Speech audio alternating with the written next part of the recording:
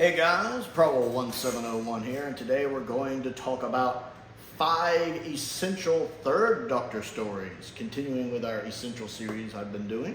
And we're going to be looking at 5 stories from the Third Doctor that every Doctor Who fan should see. And spoiler alert, we're actually going to be talking about 6 today, because there is one at the end that I think is a little overrated. It's a good story, it's a really good story, but overrated, but it's got to be on this list. It's got to be. So we're going to be talking about 6 today. And the first one on the list is Spearhead from Space. Now, I'm not going to go into a lot of detail on these because I've talked about them all before in their own reviews, but Spearhead is essential Doctor Who viewing. So many firsts here. The Third Doctor's first story, the beginning of the Pertwee era, and a story that very much feels like a Pertwee era story.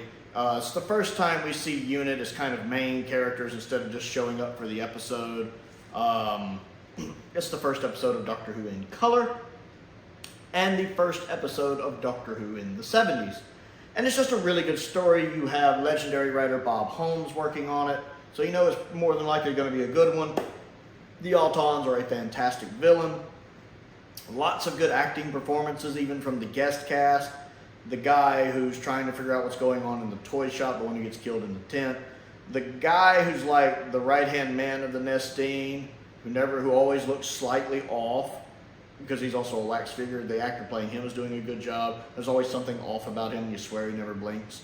And even the Doctor who's taking care of the Doctor, I believe he's the one with the glasses, he's really good. So you get a lot of that.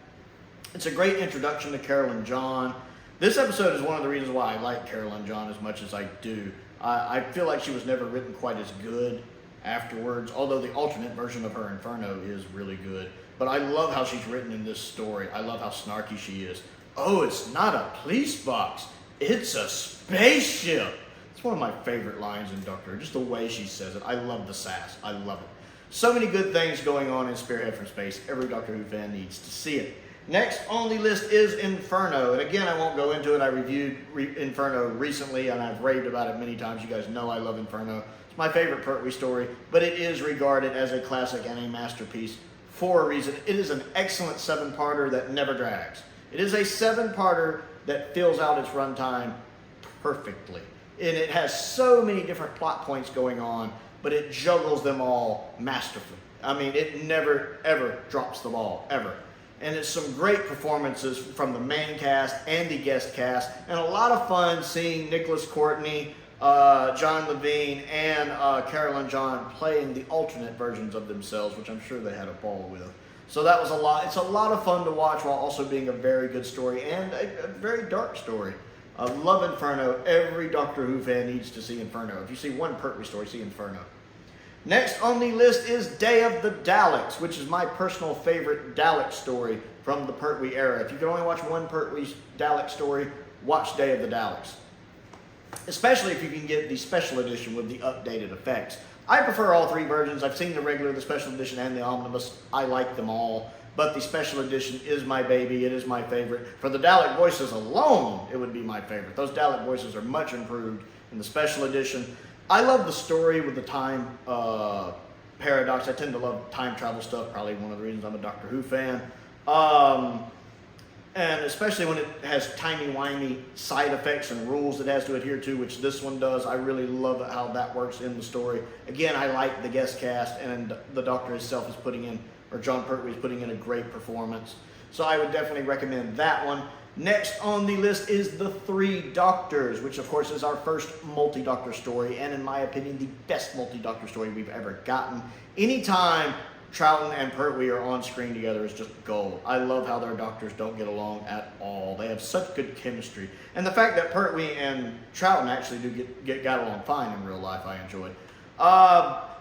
Plus, it gives people who only watch the modern series also a chance to see a good bit of Troughton and kind of get a feel for Troughton's doctor, because Troughton is an amazing doctor. And you get a little bit of Hartnell in there too, which is also nice. I love Omega as a villain. He's so over the top, but I'm there for it. I love it. I don't really care for his little henchman things that walk around. They're not that impressive. And the Brigadier is done a little too comedic and not overly bright in this one, in my opinion. But I do love the fact that we get a lot of Benton in this episode. I love the fact that Benton and the Brigadier get to go into the TARDIS in this episode. There's just so many good things to see in this one. And if you're someone who watches Modern Who a lot, you know Modern Who has multi-doctor stories. You've seen a few of them at this point. So now you can see what the original multi-doctor story was like, and it's a lot of fun. Next on the list is The Green Death.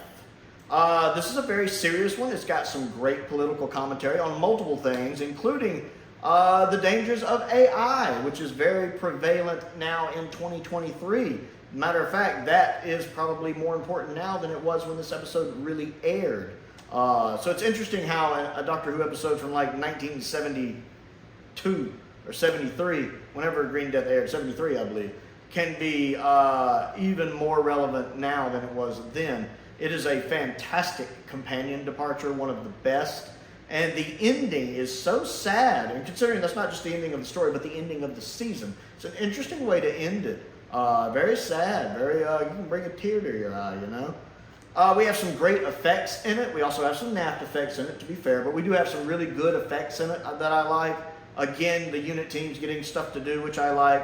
I really like Stuart Bevan as Clifford Jones in this. He's putting in a good performance. Just a lot of good things going on with The Green Death. It's a classic for a reason. And then the other one I want to talk about, because I feel like it has to be mentioned, is The Daemons. The Daemons is an essential Pertwee story. Some people might even say it's the essential Pertwee story. It really has everything from the Pertwee era. You have some fantastic location filming. You have John Pertwee putting in a good performance. You have the unit family playing a big role in this one, with Captain Yates getting a lot to do, the Brigadier getting a fair amount, and Benton getting a lot to do. I absolutely love how much Benton's in this one. And of course we have Delgado as the Master putting in a fantastic performance. There's so much going on that when people argue this could be the quintessential Pertwee story, it's hard for me to argue with that, even if I think it's a bit overrated. It's still a really good story, and definitely earns its place on this list. So if you've never seen The Daemons, you should definitely see The Daemons. So that is my list of 6 Pertwee stories that every Doctor Who fan needs to see. Well, Third Doctor stories, or Pertwee stories, however you want to do it. Every Doctor. I'm losing it right here at the end. That every Doctor Who fan needs to see.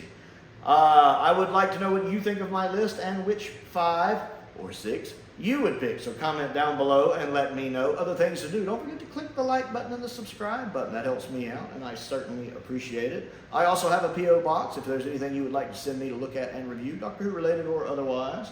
It's a sci-fi channel after all. I also have an Amazon wish list with all sorts of little goodies on it I'm interested in, if you'd like to check that out. And I have a Patreon if you would like to support me that way. There is a link to that down in the description below, several different tiers to choose from. I want to give a shout out to some of my top tier patrons, Stephen Crane, Colin Coney, and Finn Perkins. I appreciate their support, as I do the support of all of my patrons. It means a lot, and I definitely appreciate you. Most important, thank you for watching.